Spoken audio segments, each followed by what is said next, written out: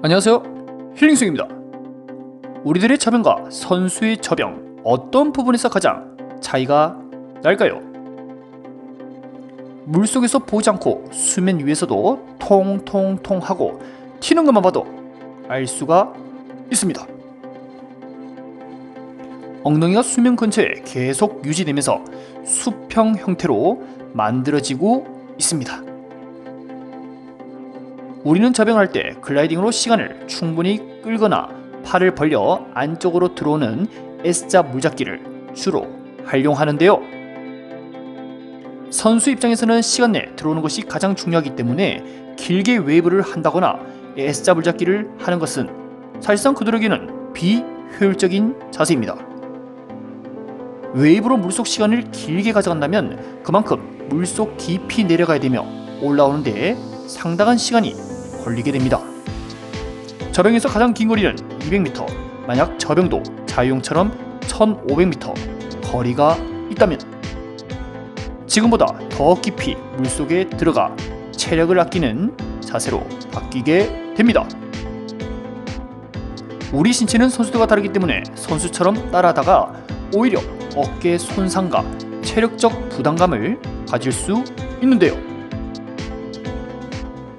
일반 회원이 완주를 할 수 있도록 돕는 편안한 저병 자세는 무엇이 있는지 알아보겠습니다.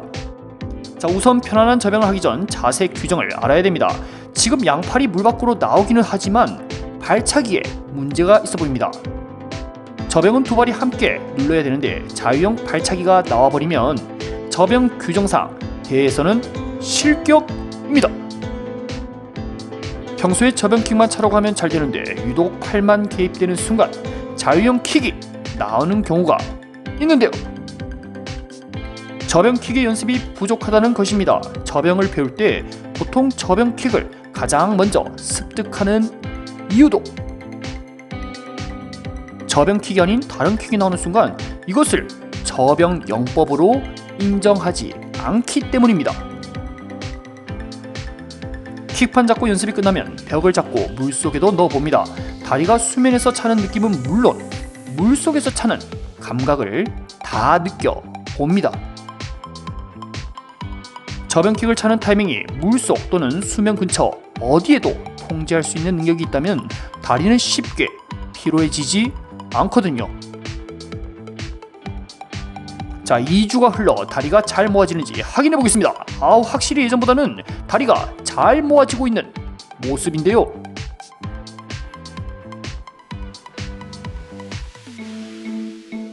자, 이대로 대회 나간다면 실격이 아닌 완주로 인정됩니다. 여기서 조금 더 성장하기 위해서는 완주하는 동안 양쪽에 엄지발가락을 붙여준다는 생각으로 하셔야 물을 제대로 밀어냅니다. 출수킥과 입수킥의 움직임이 격렬할수록 다리는 벌어지기 쉬운데요.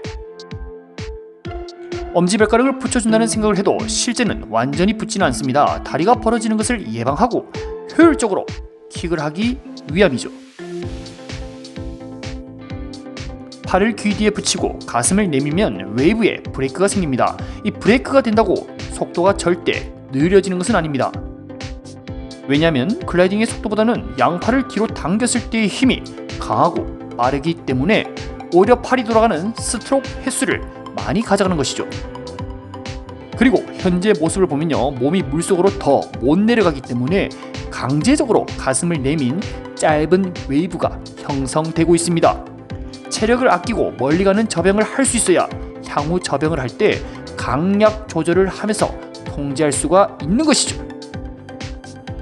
자세가 부족하다고 25m에서 멈출 이유가 없습니다. 50m 저병 경험을 통해 내가 어디에서 지치는지 확인 유무도 필요하죠. 매일 25m에 가서 멈추게 되면 나의 근육은 항상 25m만 사용하고 멈춰야 되는 그 환경에 익숙하게 됩니다.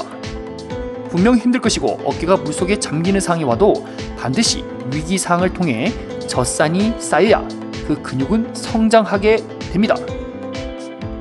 아이고, 지금 본인 얼굴이 반가웠는지 거울과 박을 뻔했습니다. 여기서 시간을 끌면 안됩니다. 근육의 피로도는 임계치까지 올라왔고 바로 도전해야 되겠죠. 분명 다리도 엄청 무거울 것으로 예상이 되지만 그럼에도 불구하고 다리를 애써 모으려고 신경 쓰는 모습이 보입니다. 피로감이 쌓이는 순간 우리의 자세가 어떻게 변하는지 분석을 해봐야 약점을 보완할 수 있게 됩니다. 생각보다 지금 50m 잘 가고 있습니다.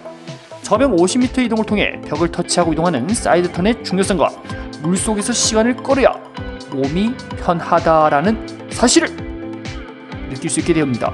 말로 100번 설명하는 것보다 당사자가 직접 느끼는 한 번의 경험이 훨씬 이해하기 좋고 가치 있는 것이죠. 이대로 한 번만 더 하면 죽을 것 같다. 어떻게든 편안한 저병 방법을 찾아낼 것입니다. 아마 본인 스스로요. 2번 회원님은 경력자입니다. 레인 한 단계 더 올라가도 되는데 체력에서 오는 부담감이 커서 현재 자리에 머물고 있습니다. 몸이 내려갔다 올라오는 모습에서 여유가 있습니다. 2번 회원님이 여기서 한 단계 더 성장하기 위해서는 두 가지를 보완해야 합니다. 첫째는 S자 물잡기를 크게 하라. 팔이 글라이딩 되는 순간 팔이 좁혀져 있습니다. 물속에서 상승 타이밍에 어깨 넓이보다 더 넓게 팔을 벌리고 난 뒤 팔꿈치를 굽혀 몸 안쪽으로 물을 갖고 들어오는 것이죠. 지금 선수 영상을 보면요, 수면 가까이 이동하면서도 S자 물잡기를 하려고 합니다. 두 마리 토끼를 잡고 있는 모습이죠. 팔이 물속에 떨어질 때는 일자로 만들어졌다가 웨이브를 하면서 양팔이 양옆으로 벌린 뒤 몸 안쪽으로 팔꿈치를 굽히면서 들어오고 있습니다. 좋은 모습이죠. 그러나 이번 회원님은 팔은 거의 벌리지 않고 손목의 스냅으로만 작은 S자를 만들어내고 있습니다. 손목만 사용하면 힘듭니다. 둘째, 팔은 귀에 가까이 붙여라. 팔이 귀 밑에 떨어져 있으면요, 어깨는 부담도 없고 사실 편하죠. 그러나 이렇게 해야 하는 사람은 세월이 흘러 50견이 찾아온 분들입니다. 연세가 있는 분들은 어깨 내려도 간대하게 봐줍니다. 하지만 무궁무진한 성장을 해야 될 사람이 이러면 용서가 안 되죠. 저병의 끝판왕은요, 수면에 가깝게 수평에 가까운 웨이브입니다. 그러기 위해서는 평소 귀에 붙이는 연습이 되어야 합니다. 자, 3번 회원님은요, 오늘 양팔 시도는 처음입니다. 원래 처음은 누구든 이렇게 자세가 나옵니다. 저병을 할 때 우스갯소리로 출수팔이 V자 형태가 만들어진다면 만세 저병으로 불리는데요, 지금처럼 팔꿈치까지 물에 걸리는 저병은요, 살려줍쇼, 이런 저병입니다. 비록 웨이브하는 모습은 보기 어렵지만 한 가지 잘하는 점은 팔 당기는 부분과 발차기의 타이밍이 일치하는 부분입니다. 힘들 거라 쩔쩔합니다. 많은 사람들은 이렇게 생각합니다. 왜 완성작의 저병이 아닌 못하고 부족한 부분을 영상으로 올리는가? 연습 많이 해서 잘 나오는 부분만 자르면 되지 않느냐? 그런데 이런 보여주기 식의 마인드는 제대로 성장할 수가 없습니다. 연습이 곧 실전이고 실전이 곧 연습이 되어야 됩니다. 우리나라 사람들의 특징이요, 유독 연습과 실전 구별하는 것을 좋아합니다. 내기 안 할 때는 설렁설렁하다가 뭐 하나 걸리면 목숨 걸고 하죠. 이런 부분에서 문제점이 무엇이냐면요, 연습할 때는 마음 편안하게 있다가 실전만 들어가면 긴장이 되어 제대로 실력 발휘를 못한다는 사실입니다. 저는 이런 부분을 예방하기 위해 항상 전투 태세 모드로 뭐든지 임합니다. 부족하면 부족한 대로 나 자신을 인정하고 더 나은 상황을 만들기 위해 최선을 다하면 그만이거든요. 최선의 노력이 올바른 방향으로 갈 수 있도록 힐링 수영이 도와드리겠습니다.